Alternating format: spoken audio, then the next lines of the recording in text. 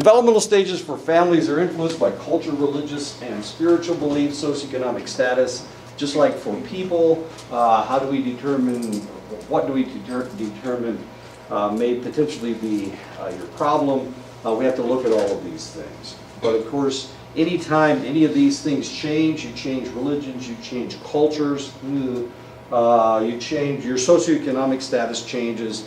Of course, that's going to change the family dynamic. And this can be a really serious problem. A lot of times we see individuals coming in, and the reason they have come in is because the father lost his job. The father lost his job, so now the whole family is just kind of splintering, because the whole family structure was based on his money, was based on the fact that he was gone for 8 or 10 hours a day. Now everything has changed. The mother has to go out and find a job or whatever. So a lot of times this is what we see, and the children, of course, are reacting to that. An example would be when I was young, my mother she went back to work, but she waited until my brother was, I don't know, he was in the 1st grade or 2nd grade or something. Anyway, she waited until all of her kids were in school. And then she went back to work. She was a nurse, and she worked in the emergency room. She worked in ICU. She was a really good nurse because she actually worked. But so she went back to work, and it changed everything in the family. She worked nights. She figured if she worked nights, then she could sleep during the day when we were at school, and then she'd be awake to interact with us at night. I mean, that was the idea. But then again, she wasn't awake for us if some emergency happened. And of course, no emergency happened.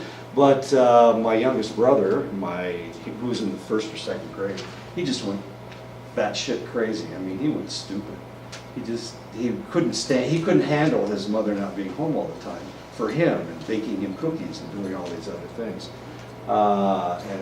So it really changed everything, and there were all of these really interesting fights going on within the family. There were 6 of us, so it was really kind of interesting. She went back to work, and you would have thought that a war had started, and all of a sudden all of us had to put on uniforms and go to war. Oh, wait a minute, that was later. That was the Vietnam War.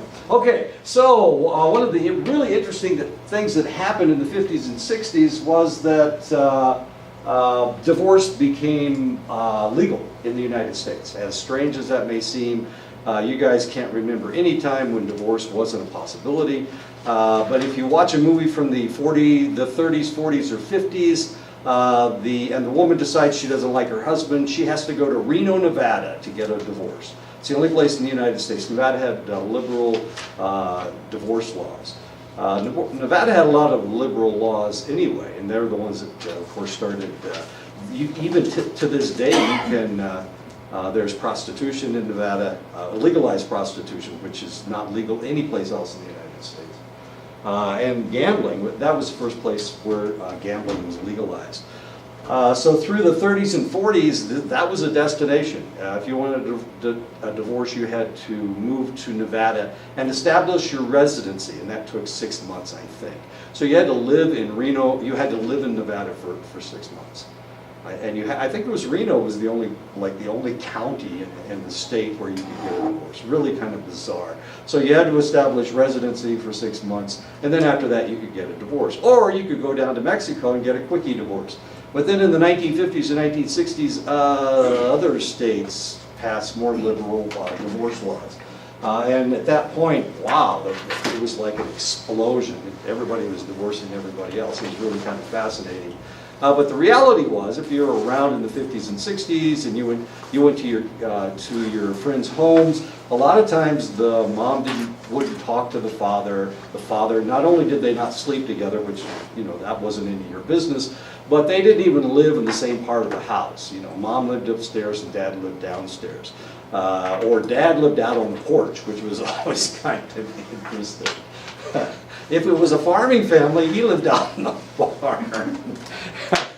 And this was relatively common. So these people weren't really getting along, but there's nothing they could do. They couldn't get a divorce. The laws wouldn't allow them to get a divorce, so they had to live together.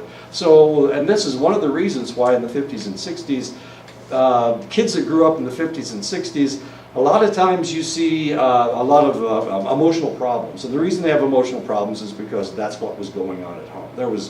They never learned how to, never learned affection because they didn't see it at home. It was very, very common for that to happen. But then in at the beginning of the 60s, into the 70s, divorce became legalized.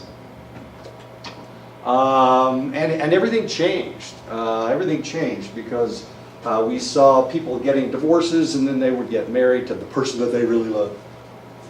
And then things would happen like the Brady Bunch. And it was kind of interesting, the Brady Bunch just came out in 1969 because divorce was illegal until the early 60s.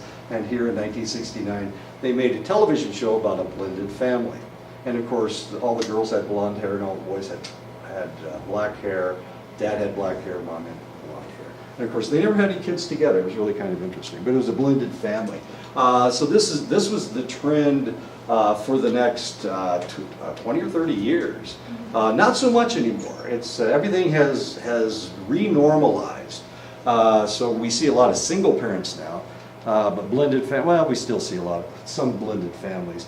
But there for a while, this is all you saw. You just saw lots and lots of blended families. It's really kind of bizarre. Okay. Well. Disabilities are a fact of life. Some people have disabilities. Usually they're born with a disability, and this can potentially be a problem. With every ability we tout, there are those who may lack that ability. Some people have no problem walking at all. I just jogged over from the fob. I don't know what that stands for. It's over by the IT building. Anyway, I just came. I'm almost 70 years old, and here's some kids that they can't walk very well. They have a problem walking. They have a hip problem. So I was talking to somebody last night that had hip problems. Was claiming that they needed their hip replaced. I have no problems with my memory. As a matter of fact, I take supplements every morning to help me with my memory. Theoretically, it probably doesn't do jack squat. I'm just spending like hundreds of dollars on this stuff I'm urinating out. It doesn't have anything to do with my brain. But I'm afraid of Alzheimer's disease. Of course, I'm really old. But my real problem is I can't remember the lyrics to songs. You guys asked me the other day, well, what songs do you listen to? And I couldn't think of a single title of any of my songs. Once upon a time, I was living in Oklahoma. My daughter was living in Lincoln, Nebraska. She's going to school in Lincoln, Nebraska. And I went up to visit her, and I listened to the same song all the way from Oklahoma City, Oklahoma to Lincoln, Nebraska, which is about 12, 14 hours. And I can't tell you the title of that song. I listened to the same lyrics over and over and over again. And I can't remember the title of that song. Or any of the lyrics. Now, isn't that stupid, Sharon?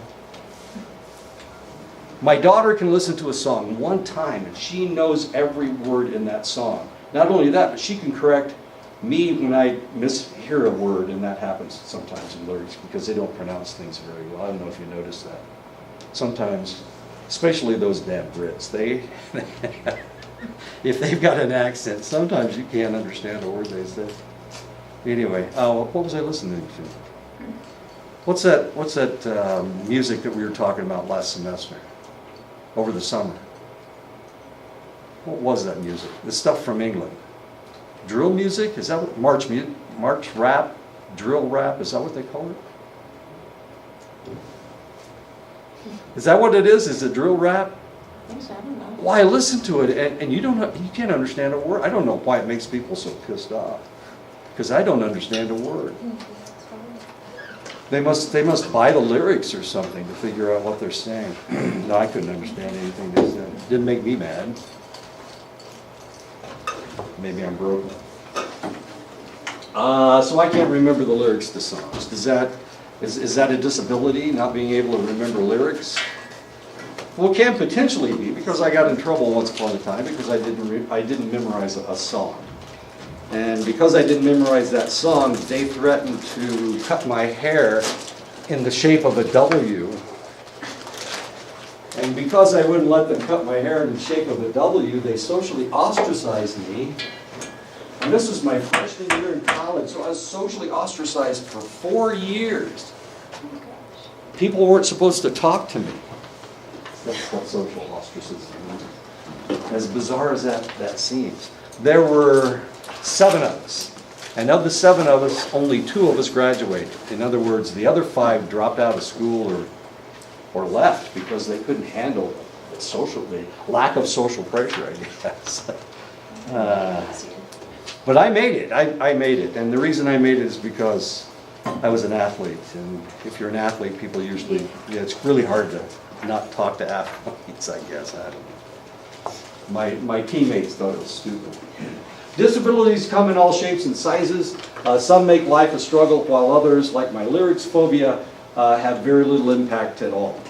The reality is I was listening to a song as I was coming in, and now I can't remember what it was.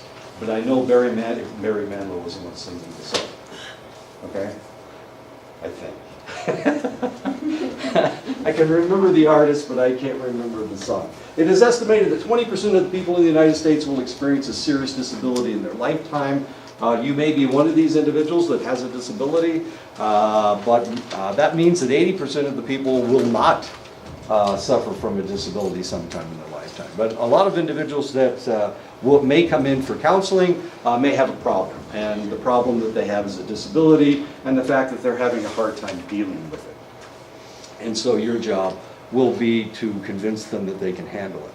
And we'll talk, in the next chapter, we're going to talk about how you do that. Developmental disabilities are severe and chronic. They are due to mental or physical impairment. They manifest themselves before the age of 22. They are likely to continue indefinitely. They result in substantial functional limitations. They represent services and support for survival. And that's one of the aspects of disability. Your other job may be to find these individuals funding, to find them assistance of one kind or another. And there have been laws written to support these individuals, and we'll talk about them in just a second. In the past, many people with disabilities were isolated from the mainstream community. However, through legislation, people with disabilities are now afforded the opportunity to live lives as close to that of a non-disabled person as possible. The problem is that we have an administration now that wants to do away with some of these laws. They tried to do away with Obamacare, and Obamacare, one of the real super positive things about Obamacare is that they forced the insurance companies to cover people who had previous problems. Before, an insurance company, if you signed up with an insurance company, they could say, well, we're not going to cover your diabetes, so you're going to have to pay for that yourself. We're not going to cover your heart problems. We're not going to cover this operation because this happened before we started covering you. We'll only cover you for new things, not things that happened in the past. And Obamacare wouldn't allow them to do that. They said you've got to cover everybody, you have to cover them for whatever problem they had. This is really kind of interesting because people who change jobs, sometimes they would keep a lower paying job because it covered their insurance. And they had to do that. But now, of course, they can change jobs, and the new insurance is going to have to cover them. Cover them and their family for whatever problems they have. And this is one of the real positives of the Affordable Care Act, things that pejoratively, an act that pejoratively is called Obamacare. But it forces the insurance companies to cover people no matter what the problem was in the past. And they have to cover everything. There are legal, and of course this costs the insurance companies money. This is really expensive as far as they're concerned. So they've been lobbying to get rid of this for a long time. And of course this administration has wants to do anything that they can to make more money for the companies. So they want to do away with that. And that's one of the reasons why Donald Trump is so pissed off was pissed off at John McCain. John McCain's no longer with us. But it was John McCain's vote, his vote at 3 o'clock in the morning, and I was watching it on television. It's really exciting. He's the one that voted no to get rid of Obamacare. And that's one of the reasons that he did it. So he's a hero in a lot of different aspects, and this is the last heroic thing that he did before he left Congress, was vote no on getting rid of Obamacare. Made a lot of sense. It helps a lot of people. It helps a lot of people. There are legal protections for those with disabilities, Americans with Disabilities Act, Individuals with Disabilities Education Act, the Civil Rights Act, Fair Housing Act, Rehabilitation Act, Affordable Health Choices Act. If you are working in a public facility, the public facility has to have facilities so that somebody in a wheelchair can get into the facility.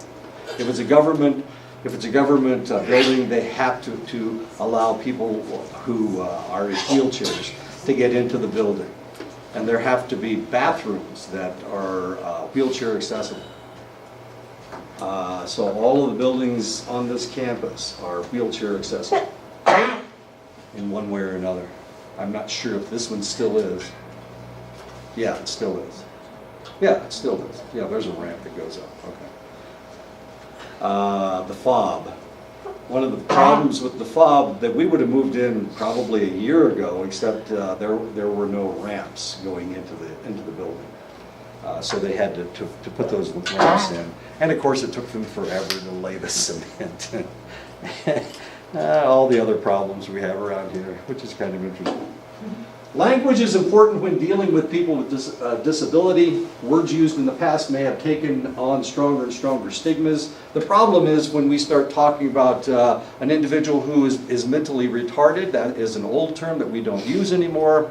When we start talking about that, in the beginning we were using that term because we stopped using the word moron and idiot. So we stopped using a stigmatized word, and we changed the nomenclature to be mentally retarded. Now we don't use that term anymore because it has, in time, it has gained more and more stigma. So now we have discarded that term, and we have a new term for that select problem. And we can talk about things being politically correct. But the reality is that things acquire a stigma over time. So the longer we have a negative term that we're trying to deal with, and in medicine has to deal with this stuff all the time. When we have somebody who can't see, what are we going to write in their records? We have to write something that tells us what this person's problem is, and it needs to be something very definitive. So when you're working in medicine, I need to know that person can't see.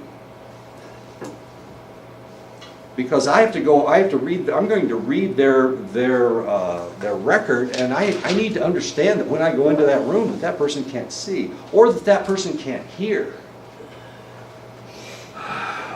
So it has to be definitive. When we're just having a conversation, that's one thing, but when I am dealing with somebody and they have just cut off their hand, and I need to know that they can't hear me when I talk to them, they need to tell me that in the record so that I don't make an ass of myself. That they're not responding to me, and I'm shaking, I'm going, can't you hear me? What's going on? Okay, that's not something that happens. Okay, so we need to be politically correct, as politically correct as possible. We don't use the term mailman anymore. This is kind of a joke. We use the term mail carrier, which I guess makes a lot of sense. We don't refer to somebody as midget or dwarf or being a dwarf. We refer to them as horizontally challenged. I'm not exactly sure if that's true. I'm not exactly sure what term we're using now. That seems a little strange. Horizontally challenged seems like you're going to have to define it in your brain. What does that mean? What does that mean? We don't use blind, but visually challenged or visually impaired. Actually, there are some people that complain about visually impaired.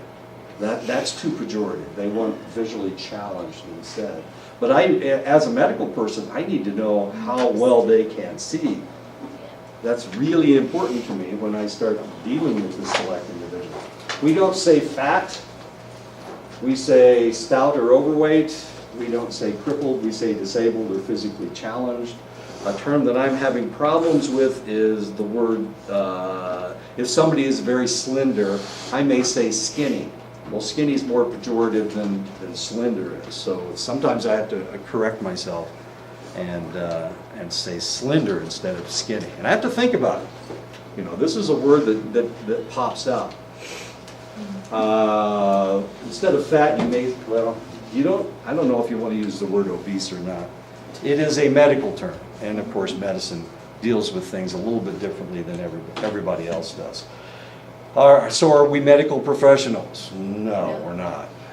Well, I am, but you're not. Anyway, so medicine deals with things one way and everybody else has to deal with things another way. So try to be as politically correct as possible. You really don't want to insult anyone. The term for American Indians is up in the air. If you live on the East Coast and you say American Indian, people they'll start slapping you around.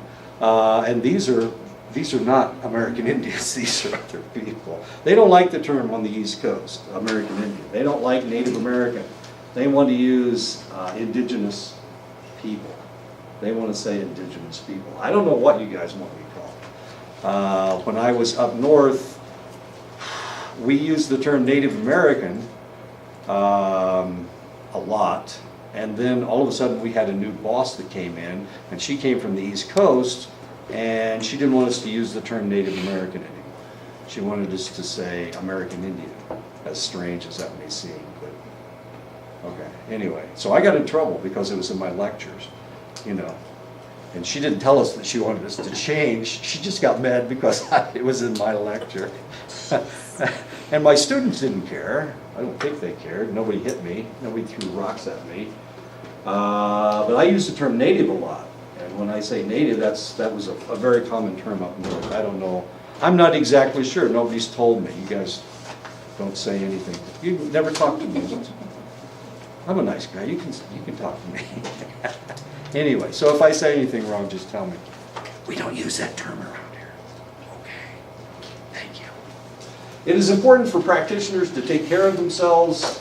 They must be aware of possible stressors in their private life that can impact their lives. Going back to political correctness, I had a professor who was actually older than me, and he'd been teaching for a longer period of time than I had. He hated to change terms. He didn't want to use the term mentally retarded when they changed it from idiot and moron. He wanted to keep those terms. So it took him years to change his nomenclature. And then, of course, we stopped using the term. Actually, President Obama signed an executive order purging the term mentally retarded from all the archives. So they had to go through all the archives and replace mentally retarded with intellectually challenged. And then the APA finally decided, well, we'll do the same thing. Okay, so we're going to refer to people as mentally retarded anymore. We're now going to refer to them as intellectually challenged. Well, this guy wouldn't change, and they fired him. They fired him. So especially if somebody's old, it's really hard for us to change words that we use. We'll try. But sometimes we forget because we're not real bright. Remember, our memories don't work very well. We have to take these pills to make our memories work. Anyway, okay, so one of the things that you have to do for yourself is take care of yourself. This is really tough. When I was working at Ashford, we sent a lot of kids to graduate school to be counselors. When I started there, we had eight students in the psychology program. By the time I left, I think the highest number we had was 134. And I was only there for 5 years. But it exploded like that because, well, psychology is a lot of fun. Anyway, so the point is that I've sent a lot of people to graduate school. Of all those kids I sent to graduate school, and you guys are kids to me, no matter how old you are, all those kids I sent to graduate school, probably half of them dropped out of the clinical psychology program, the counseling program. And there's a reason for it. Not everybody can handle this stuff. You want to help people, that's great. The question is, are you tough enough to do it? This is not an easy task. This is not easy. People are going to dump their shit on you and think that you're going to help them. And sometimes, if you're too sensitive, you're going to have problems with it. I was talking to Dr. Wolf yesterday, and she'll tell you that when she went through counseling, when she went through the counseling program, she realized that she was too sensitive to be a counselor. And that's a possibility. There's got to be a toughness about you. The other problem is you can be too tough. My problem was that I had already been in medicine. And in medicine, you've got to jump from one person to the other. You can't get emotionally involved in your patients. So I was a little bit too callous. And I couldn't do it because of that. So there are reasons why we can't. There are reasons why not anybody can be a counselor. And you've got to recognize this, and you've got to understand that sometimes you just don't have the mental toughness to do it. Or maybe you have too much mental toughness in order to do it. One of the problems that we have as counselors, I mean, it's nice to be sensitive, it's nice to be empathetic, but of course, as soon as that client leaves your office, you've got to put all that stuff away. You can't sit in your office and cry. Well, you can, but that's probably not good. You're going to be crying a lot. By the time you get home, you're going to be empty. It's going to be tough. So if this is the game that you want to go into, if this is what you want to do for the rest of your life, you got to think, how can I handle it? Can I handle it? Some people can and some people can't. When I was working in medicine, we would get a new doctor in who was an expert, had gone through training to be an ER doctor. Well, I'll tell you what, ER is a tough place. And you got to be almost as mean as a snake to be able to function in that capacity. And sometimes we had doctors who had gone all the way through training. And the first week they were in the emergency room, they just folded up like a house of cards. They couldn't handle it. And this kind of stuff happens all the time. So you got to think about this kind of stuff. I have a sister-in-law, I had a sister-in-law, she died, but when she was alive, she was going through training to be a teacher.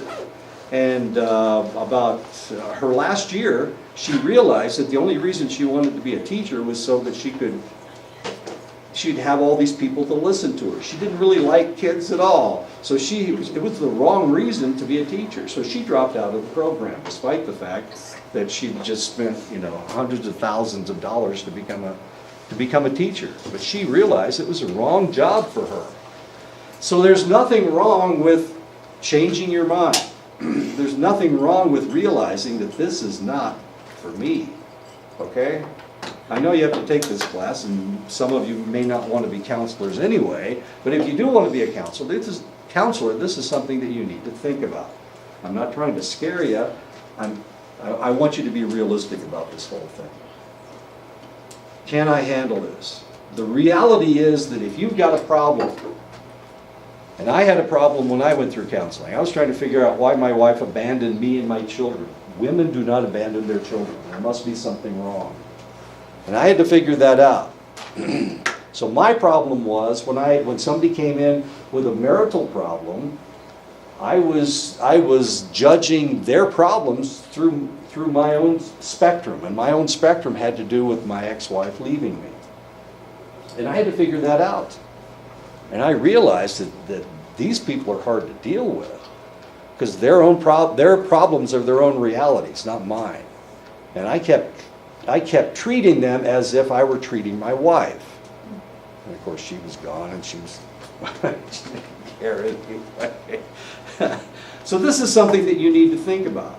one of the things that you're going to have to do, if you've got a problem, you're going to have to deal with that before you get into counseling. This is the first thing that's going to happen. So if you've got a problem, you've got to figure that out before you get into it. And you've got to talk about it. This is something that you don't want to talk to anybody about. You better talk about it. Because once you get into counseling, once you start counseling somebody else, guess what? Your problem is going to taint everything that every body that comes in to see you. That's just a hint and a warning. You can ignore me if you like, but it's going to come back and bite you in the butt. I apologize for it biting you in the butt. The other problem that you have, especially if you're too sensitive, is that you may react to your clients. I mean, everybody loves you, you're a wonderful person, you go home and you cry all night long. And then you go to bed at 8 o'clock and eat a gallon of ice cream, try to feel better about things, and then you go back to work the next morning and it's the same game. You're just getting dumped on by all of these people. So you need to take care of yourself. Practitioners need to take care of themselves. They may be aware of the possible stressors in their private life that can impact their lives. And this is something that we see as students. I mean, we see this in students.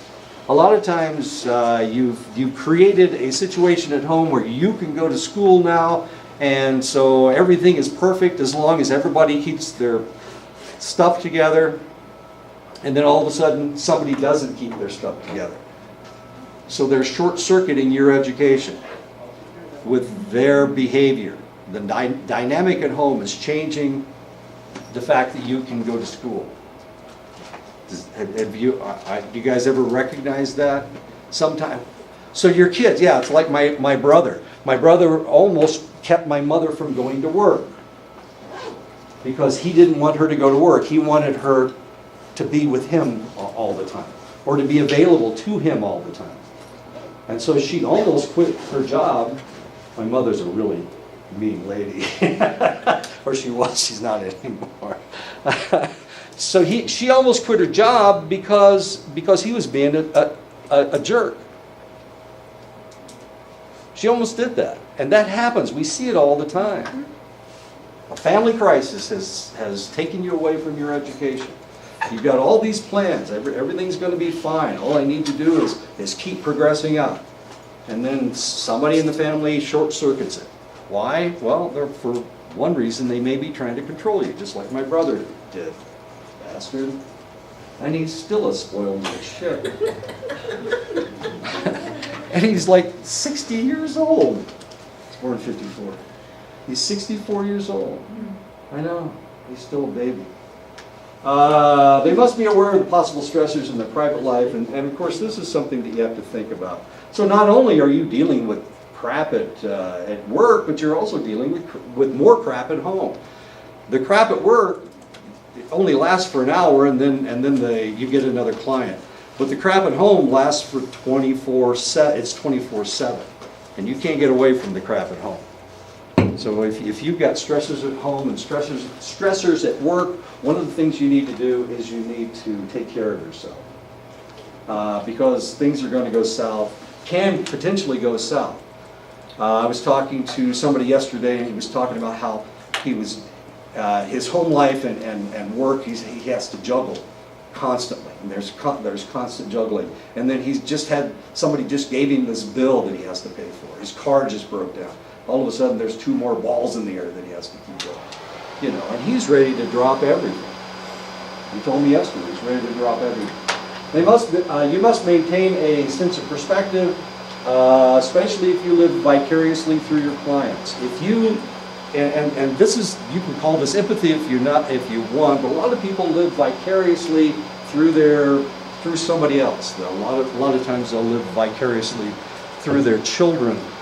But if you take on everything that is happening to your client, now all of a sudden, there's no way you can control this individual. That's something else that you need to remember.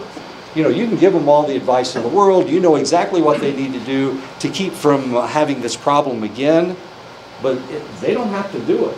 And a lot of times, they will just ignore you.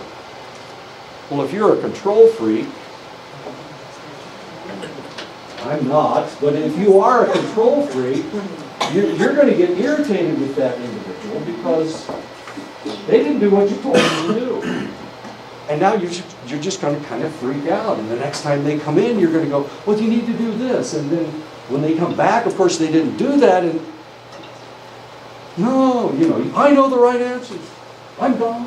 No, it's not a God. I just know the right answers. The practitioner is the instrument of therapy, and unless they are cared for and in tune, they will not be able to do their job. You have to be perfect when you're at work. How about that? You've got to be perfect. You've got to have the right answers. I know. If you're not in tune, if you're just a little bit off, if every time somebody says blue, it just pisses you off because you hate that color, you're not going to be able to do your job. Focusing on others and ignoring your own needs can lead to what we refer to as burnout. It's very, very common in medicine. It's very, very common in counseling. It's very, very common with dentists. It's very, very common with nurses. It all depends on whether you can remove yourself from the other person's problems. And people that cannot remove themselves are going to burn out. Because that person has control over you. And they can control you by not allowing themselves to become fixed. And it's just going to drive you nuts, especially if you're an OCD person. If you're OCD, this is not the job for you. I'm sorry. If you're obsessive compulsive, forget it. Because you're going to want people to do exactly what you say. And if they don't do what you say, you're going to get irritated. And your clients are never going to do what you say. If they did what people told them to do, they wouldn't be messed up right now. They would have listened to somebody that gave them advice in the past. No. So this is something else that you need to think about. Burnout is increasing discouragement and emotional and physical exhaustion. Burnout is not uncommon among practitioners, of course. Especially certain clients. You can be okay with almost everybody, and then this one person comes in and they just drive you nuts.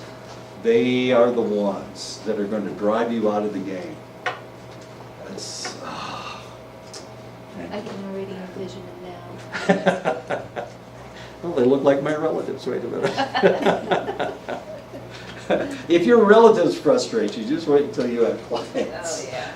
Who aren't your blood relatives. So. Building a healthy lifestyle is important and must be started immediately. Don't wait until you graduate to get into the groove of a healthy lifestyle. This is really important, especially for practitioners, because there's a lot of stress in your life. And the reason there is a lot of stress is because you're accepting other people's stress. So you need to eat healthy, you need to exercise, you need to be a healthy individual. Because it's very difficult to tell somebody to change their lifestyle if your lifestyle is negative. That's usually the problem with somebody that's a drinker, somebody that uses drugs. It's an unhealthy lifestyle. How can you tell them to change their lifestyle if you eat donuts for breakfast and drink Bloody Marys for lunch? Wait a minute, what else are we having for breakfast?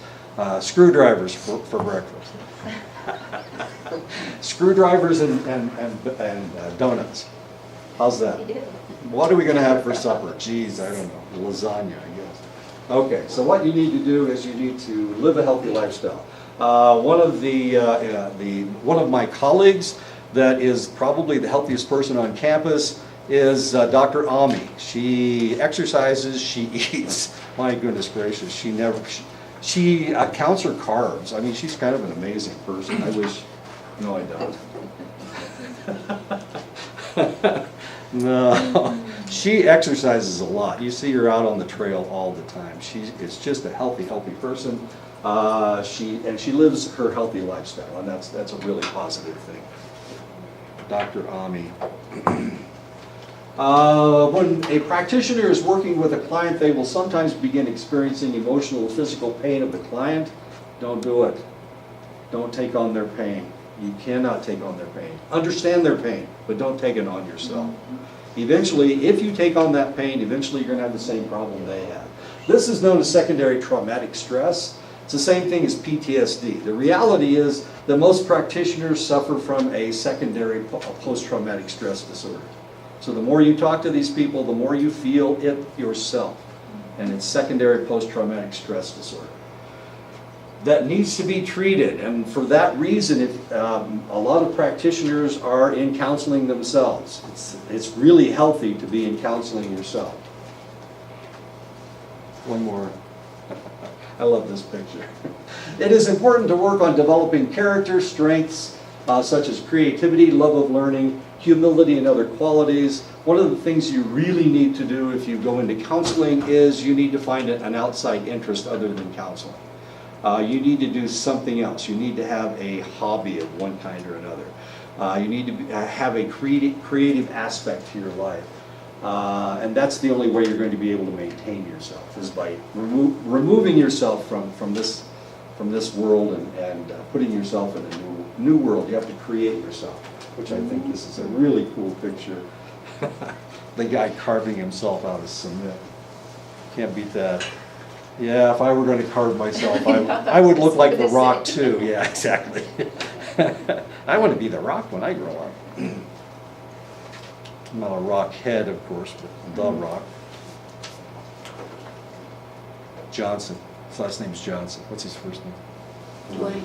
Dwayne Johnson. That's right. Yeah. Samoan and African American, as interesting as that is. Okay. How much time do I have? I got some. All the time in the world. All the time in the world, okay.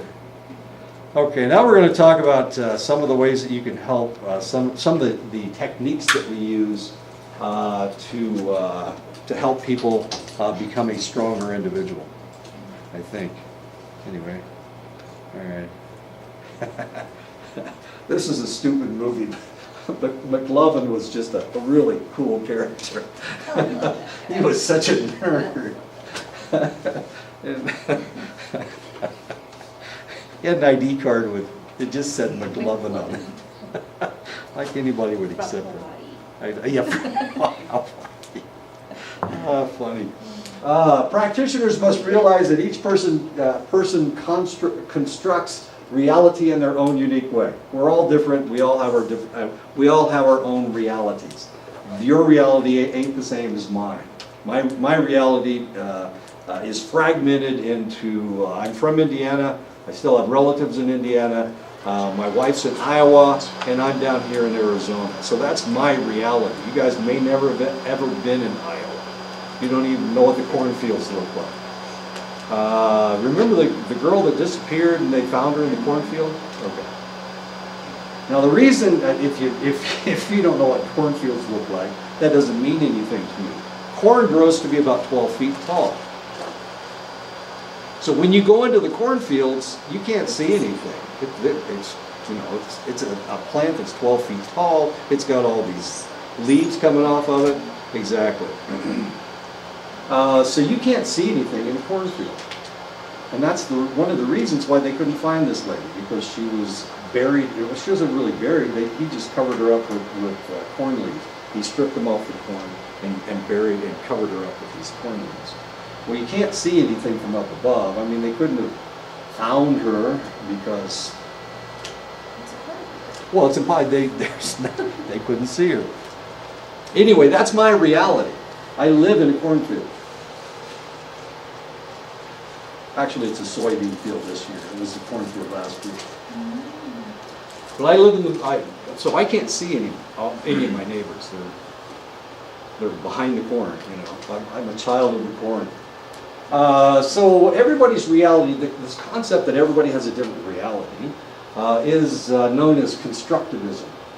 Constructivism focuses on how individuals describe their experiences in terms of personal constructs, and that's why they call it Constructivism.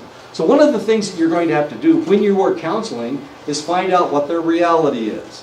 Find out what their constructs is. That's going to be your job. And it's going to take 2 or 3 sessions before you get any of this information. You're going to get some information and you're going to accumulate it slowly to find out what their reality is. Because you can't treat them unless you know what their reality is. Your reality is one thing, but their reality may be something totally different. In the beginning, when we first put human services and social work together, back in the early portion of the 20th century, the people that were doing social work were wealthy white ladies. That was it. And they didn't understand minorities. They didn't understand poor people because they had never experienced it for themselves. So this has been an evolutionary process, getting these individuals to understand other people's worlds, getting them to admit that other people live differently than they do. And this is kind of a problem if you think about it. A personal construct is an explanation of an event or series of events that becomes the lens through which the individual sees the world. I've been all over the world and I've been all over the United States. So my construct is probably different from yours. I can assure you that it's different from yours. I've lived in Japan, I've lived in Vietnam, I've lived in Korea, I've lived in Germany. Where else have I lived? Ohio. I've lived in California. I've lived in Texas 4 times. My God. What did Texas just do? Oh, they're refusing to give passports to Mexican Americans. Oh yeah, I heard about that. Giving them problems at the border because of that? Yeah. Yeah. So they're claiming they're refusing to give them passports. And they're Americans. Oh, they're Americans. Well, yeah, some of them have been in the United States longer. Than most other Europeans. Anyway, we won't talk about that. These constructs are developed as individuals interpret and give meaning to their experiences. So whatever you go through, and those of you who have never been in combat, of course you have a different experience than I do. That has really changed the way that I look at things. I was in a war where we were fighting against people that we said were like this, but they were actually like something else. I know. It wasn't. They didn't tell us the truth. That's a shock, isn't it? The military's not telling you the truth. Constructs are not consciously developed. They just appear. Yeah, and sometimes you have a different idea. Sometimes you interpret things differently than other individuals. My friend from West Virginia, we both had very similar experiences in Vietnam, but I came out more liberal than he did, and he came out very conservative. He felt we needed to control the world more, and that was his point of view. Mine was, well, you can't do that. That was my point of view, and of course he thought I was stupid. Social constructivists focus on how relationships, language, and context influence an individual's or a group's interpretation of self, others, and the world. One of the reasons that learning your language is very important is because it teaches you your culture, and it teaches you how your culture sees the world. And that's why the Diné language should be very important to you. Now the reality is I could learn Diné if I wanted to. Well, I don't know if I could or not. But I wouldn't speak it correctly because I speak like a Hoosier. But I could learn the language, but since it's not my culture, I'm not exactly sure if I would learn the same things that you guys learn. Does that make sense? You need to learn your language because it's part of your culture. And it teaches you what your culture is. And that's very important. But it's not my culture. And for me to pretend that I can become Diné just by learning your language and growing my hair long, I don't know. What else can I do? Wearing cowboy boots, I don't know, and jeans every day. I got jeans on today. I won't have jeans on tomorrow. You need to get a tan too. I could get a tan. Well, I got a tan. I'm doing pretty good. What do you think? Not bad. Maybe a turquoise? I've got them at home. Jeez, everybody's telling me turquoise. I don't know if they're real turquoise though, you know? Painted rocks up there. Personality is the individual's distinctive qualities, their traits, their characteristics, their behavior patterns. Your personality has to do with the social construct. Your personality comes from you interacting in society. This is the picture, this is the face that you show to other individuals so that you can be socially acceptable. That is your personality. And sometimes our personality isn't the same as our constructs. sometimes what we show people is not the same as what we're feeling on the inside. A lot of times this is what's happening. And this is why it's so confusing to us when somebody grabs a pistol and starts blasting people, and they go to their neighbors and say, he was the nicest guy, he helped me find my dog one day, you know, that kind of stuff. Well, their social personality was one thing, but internally they were somebody totally different. This is one of the reasons why serial killers are so difficult to discover. Who are they? For one thing, the person that they are when they murder is not what they're showing people. Otherwise, we catch them really quick. But so they're showing a different. They have a different personality than they have a personal construct, as it were. Some of our strongest personality constructs are developed in childhood. This happened in the Trump administration. There was an individual, he was a very close advisor to the president, and all of a sudden people started yelling that he needed to be fired. Turned out that he was a wife abuser. He hadn't just abused his first wife, but he abused his second wife. He was now dating Hope Hicks. I don't know if you remember this. And the guy, he had to leave because his personality, his social personality was different from his personality at home. And people were afraid that he would, well, they were afraid that he was going to beat up Hope Hicks, of course, one of Trump's major advisors. He was one of their advisors. I can't think of his name right off the top of my head, but this guy had to leave the administration. He had to leave the government because he was a wife abuser. Now, to talk to him, you wouldn't, I mean, if you talk to somebody, they don't talk about wailing away on their wife, probably. That's something that they try to hide, that they try not to talk about. As a matter of fact, they would probably stay completely away from that topic. They would probably stay completely away from violence. If you talk to them, they would say, violence is horrible, violence is evil. I don't know why anybody would ever want to be violent. And all of a sudden, you got the wrong picture of who this guy really is. Some of our strongest personality constructs are developed in childhood. This is something that you need. This is what Erickson said. This is what Freud said. They said we need to go back to somebody's childhood to figure out who they are today. These constructs tend to be harder to change because they're based on immature feelings and possibly illogical thoughts, and are established by the undeveloped mind as truths. And this can really be a problem. People have a difficult time not doing what their parents told them to do. Even when they're in their 40s, they still think that Dad was right. Dad may have been a racist, but Dad said that these people are bad people. And therefore, and of course, Dad was right when he told it to me when I was 5 years old, so it must be true today. Why can't you throw that idea out of your head?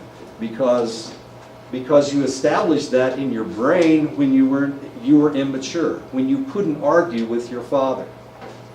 So it's a truism for today. And a lot of times when we're talking to people, especially the white supremacists, they got the idea from their own dad. I had a friend who was a Vietnam vet. This guy was a Vietnam vet, had served with African Americans, but his father had told him that these people weren't good. And when I asked him about it, he would say, well, my dad always said that they weren't good. You're almost 60 years old. Don't you have a brain of your own? Are you still telling me that your dad was always right? Our dad was always right?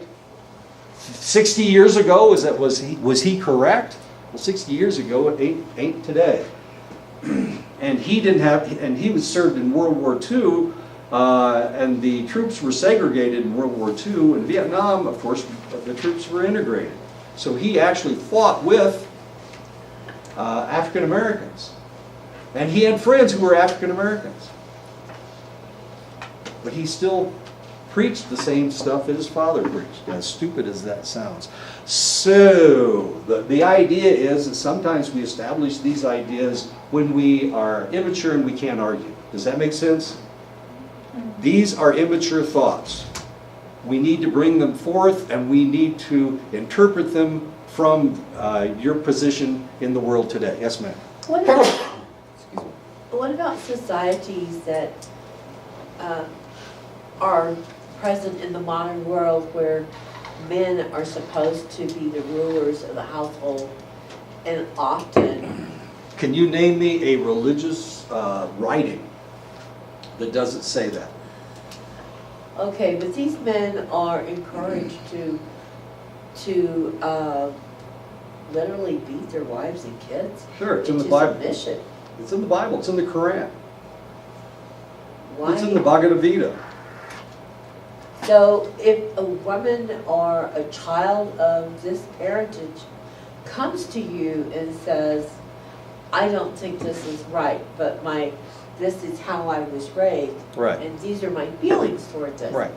How would you help that person deal with it? You would have to talk to her and ask her if she's ready to change. Do you believe this? And if you want to change, then you're going to have to change something else. Either you're going to have to change husbands, which of course you can't say, but either you're going to have to leave your husband because he doesn't believe this. I mean, if you really believe that strongly, then you need to leave. Right. Then you need to leave. To me, that would be totally overwhelming. You mean for her or for you? Well, if I were to live in a lifestyle like that, Sure. because I've encountered one young man in my lifetime that said it was okay to beat up his girlfriend that he wanted to marry Sure. because that's how dad and mom, that was the lifestyle that mom and dad lived. Sure. Yeah, and that we always repeat that stuff, whatever our parents said. And for that reason, of course, we have to make a decision as to, I mean, they need to make a decision Yeah. as to whether they're going to change their mindset. Mom may have been wrong. Dad may have been wrong. The culture may have been wrong. Maybe you don't agree with the culture. Sometimes you have to leave the culture. The Catholic Church, for example, is having trouble now, right now. Yeah. There are bishops that are screaming for the Pope to step down because theoretically he knew about some of this sexual abuse that was taking place. You know, this is a very disruptive time for the Catholic Church. Mm-hmm. So people have to decide. I mean, you have to decide. I mean, you can change religions if you want to. It's tough. It's tough telling your parents that they're full of bananas. But, you know, if they're full of bananas, they're full of bananas. I have my dad was a Republican. Oh. And you're a Democrat, right? Well, my mom was a Democrat. So. Oh, that was an interesting dinner. Oh, it was always interesting at dinner. And they never raised their voices. It was really kind of interesting listening to their debates. And of course, we got into the same debates. So of my 6 siblings, 5 of us were liberal and 1 of us was conservative. The baby is the conservative, as interesting as that is. And he is a little shit. I'm not the baby of the family. The mother might say, my child is intelligent and handsome and funny. And of course the daughter says, yes, that's true. I am intelligent, handsome, and funny. However, the father may say, he is too awkward to play sports. And of course the son says, that's true, I am bad at sports, therefore I won't try. I won't try to be an athlete. The mother may say, no one will love you unless you are thin and beautiful. The daughter may say, true, I must lose weight and wear lots of makeup to cover my many flaws. Of course, that's not. I just thought that was funny. There's some makeup for you. Looks like me at Halloween. Okay. Maybe not this Halloween. Anyway. People will not like us. As a matter of fact, if you look at some of the beauty queens around in Hollywood, a lot of them were ugly ducklings as children, and they weren't treated very well, and they were told that they were ugly. And so they aspired to be beautiful, and they did all of these things to make themselves more and more beautiful. And then, of course, beauty is only skin deep, so that was kind of interesting. So they're still doing all this plastic surgery. People not like us can't be trusted. That's what the parents say. The children may say true. People who are different are dangerous. I don't know if you were taught this. Only my people are trustworthy. I wasn't taught this. I was taught the opposite. My parents told me that everybody else can be trusted, but your family's, your extended family, yeah, they are shit. Everybody else in the world is okay, but your family, I'm not exactly sure about. Well, it's always family that stabs you in the back first. In our case, we didn't get that close to get stabbed. Well, not physically, but. Yeah. But we trusted everybody else above our own family, which is kind of interesting. Most people are taught that their family, well, we came from good stock, your genes are perfect, that kind of thing. I was never taught that as a child. I was taught that our family was really messed up. And then they talk about aunt this and uncle that, and and they tell us how crazy they were. They never talked about our neighbors. The parent may say, you are worthless and will never amount to anything, and the child may accept that and say, that's true, why even try? I was watching that show on HBO about the black kids coming into a white school, and they said, well, this school's for white kids, why should I even try? One of the kids actually says that, why should I even try? Nothing irritates me more than living up to your stereotype, whatever that stereotype may happen to be. Really irritated me when I worked up north for 10 years with a select tribe, and it really irritated me when somebody was thrown into the drunk tank. It really bothered me that they were living up to their drunken Indian stereotype. That really bugged me. And I tried to convince them that they needed to understand the stereotype and live past it. Establish a lifestyle that doesn't fit this stereotype. That's what I was trying to teach them, and it kind of worked. Culture strongly influences words used to describe someone's personality. Minority cultures will sometimes accept the dominant culture's view of themselves as true and use that definition to evaluate themselves. One of the things that I needed to do research to get my PhD, and I wanted to do research, and they said, well, we have a problem with alcohol, we have a problem with child abuse, we have a problem with spousal abuse, we have a problem with drugs, and I see that fits the stereotype. Why would I do research that fit the stereotype, that perpetuated the damn stereotype? So what I wanted to do research that would go against the stereotype. So I did research looking at the resilience of the people. Nobody talks about how resilient American Indians are. Not Native Americans. I got in trouble with Native Americans. How resilient American Indians are. And that's the research that I did. And I got fired because of it. The Tribal Council didn't like it. And the reason the Tribal Council didn't like it is because they couldn't use my research to get any money. If I had done research on alcohol, they could have gotten more money for alcohol rehabilitation. If I had done research, yeah, I know. Yeah. So they fired me. I got fired.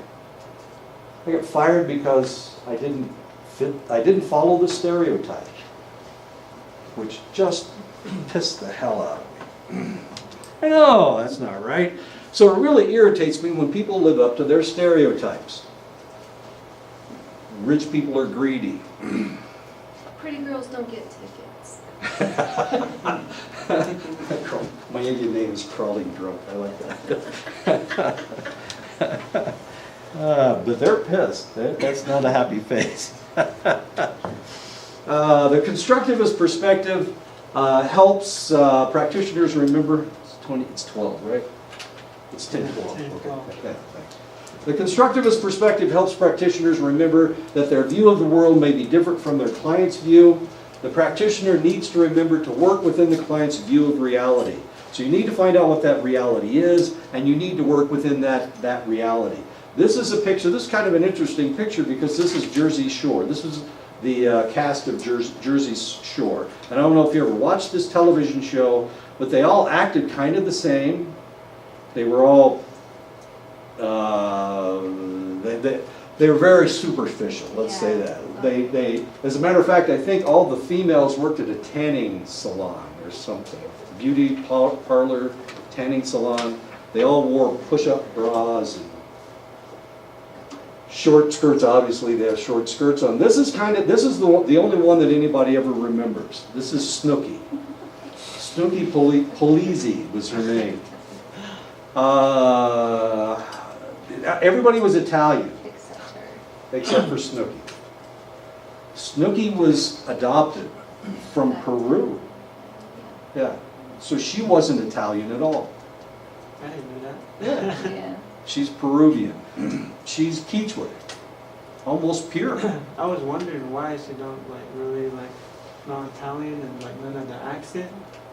Oh, they all had. Yeah. Oh, I don't know. She didn't have an accent? I thought she. I think so. Yeah, so she kind of looks like different from all of them a little bit. Well, she is different from all of them. They're all Italian, and she was Quichua. As interesting as that is. Anyway, she's the only one that anybody remembers. Snooky. 4'9". She's a little bitty short thing. Interesting lady. The rest of them, he's in jail. The situation for tax evasion. I know. The rest of them, I don't know what's happened to them. Snooky's had 2 kids. She's a mama now. But she lost a lot of weight. She was kind of heavy, and then in the show, she's kind of heavy in that picture. She lost down to nothing. She looked ugly. I mean, horrible. And then she got pregnant and gained her weight back, so she's okay. Anyway, Snooky, kind of interesting. So that was her reality. Now the interesting thing was that she accepted their reality. Okay, she's not Italian. She's not from Jersey. She's adopted from Peru. Did she embrace her Peruvian culture at all? No, not at all. And that changed things. She's married to an Italian guy. So she has actually discarded her culture, her real culture. When an individual, family, or group becomes aware of a construct that is unsatisfying or limiting, the individual can develop another meaning for events or experiences and begin to realize change is possible. So you don't have to accept negativity. You don't have to accept the negative aspect of whatever's going on in your life. You can reject it. This really kind of irritates me.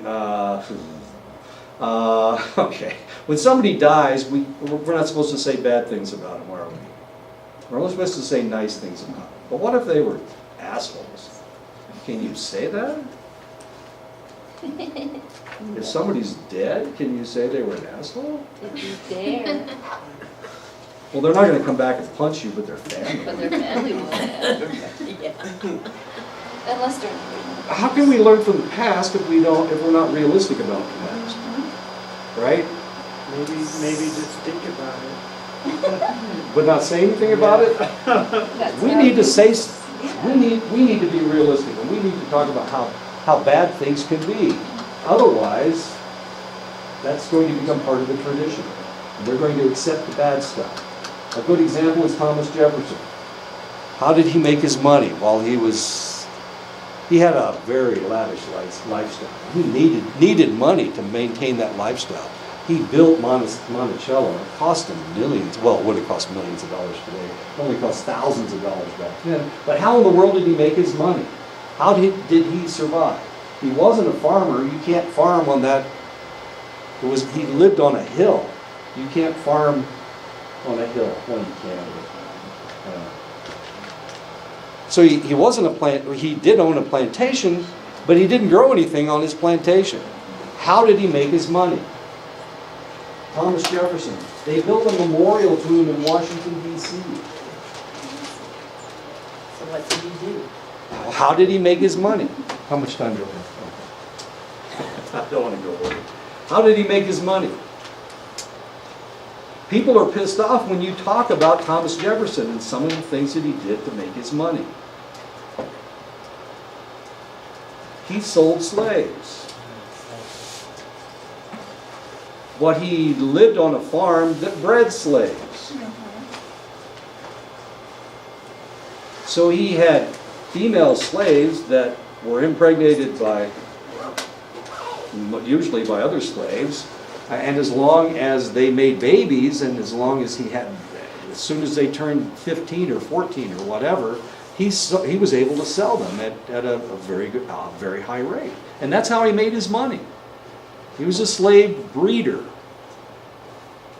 I used to live in Oxon Hills, Maryland. Oxon Hills, Maryland used to be a plantation. It was a plantation where they bred slaves. And Oxon Hills, Maryland is right beside Washington, D.C. How convenient. Hey, how convenient, exactly. There's a huge slave market in Washington, D.C., as horrible as that is. They tried to do away with that slave market for decades. They couldn't get rid of it. The Southern senators and congressmen wouldn't allow them to do it. Thomas Jefferson was a slave breeder. That's how he made his money. And now we have a memorial to him. It doesn't say anything about being the best slave breeder in the United States. I know. So we need to talk about this. This is history. If somebody made a stupid mistake and did something horrible, we shouldn't build a statue to them and only talk about their good stuff. That's what's going on with Trump right now. We're not. The liberal left is complaining about all the horrible things he's done, and the conservative right is only talking about the good things that he's done.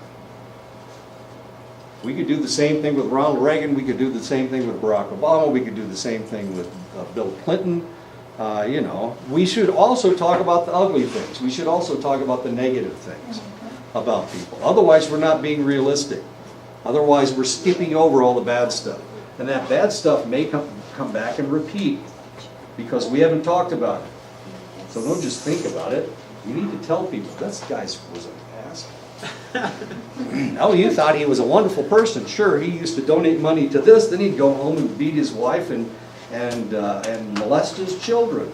You know, we don't want that to happen again, so we need to talk about it. Okay. But the idea is that if somebody's going to change the idea for the change, the best way for it to come out is if the client says it. The best counseling sessions I've ever had were ones that I didn't have to say anything. They told me what their problem was, and they told me how they were going to fix it. And I didn't open my mouth at all. And I was the best counselor in the whole wide world because I let them come up with the answer. If they come up with the answer, they're more likely to do it. If I come up with the answer, they may be a real contrary individual and they may not do it. Okay, we need to stop right here and we'll pick this up next time. I'll try not to talk about Thomas Jefferson.